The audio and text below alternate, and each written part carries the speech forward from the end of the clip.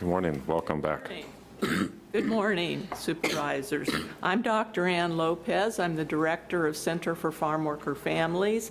I'm here to speak on behalf of farm workers. Thank you. I have worked with farm workers in Watsonville now for 20 years, 2 decades, and all I can tell you is that the housing situation is absolutely disgraceful.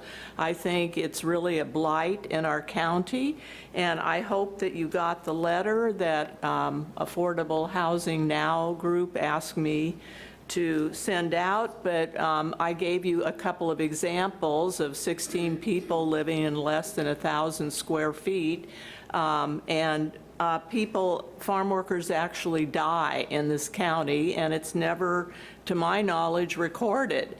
About 5 years ago, we had 2 farm worker men who rented a garage for $1,000 a month, and they got cold in the winter and lit a barbecue and died of carbon monoxide poisoning.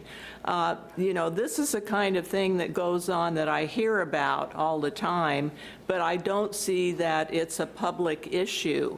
And since we have 13,000 to 20,000, a small city worth of farm workers, most of whom are undocumented in this county, I think since they provide our food supply and support a nearly $2 billion industry of strawberries in the state, we really need to do something to ameliorate the pain that they're in and the extreme poverty. No one can afford rents when they're making $13,000 to $17,000 a year. So I ask you to make this a priority, and I know that most of them are undocumented, but consider the fact that our trade policies ran them off of their farms in Mexico, and that's why they're here. So I think as a county, we could take some responsibility and allow them to live in a place where they can rest after 10-hour days and just have single-family units instead of 4 or 5 families crammed into different units. So I just wanted to point out that I only have 31 seconds, but there's only 4 choices for farm workers. They can live in the migrant camp and have their kids' education disrupted with the 50-mile regulation. They can live in crowded households.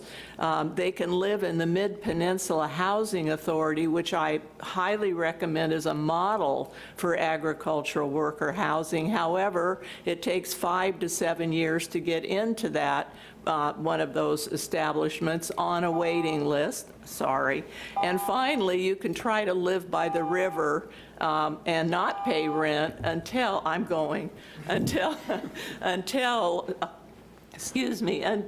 you are thrown out. So something needs to be done. Thank you for Thank you, Dr. Lopez. Thank you for your work.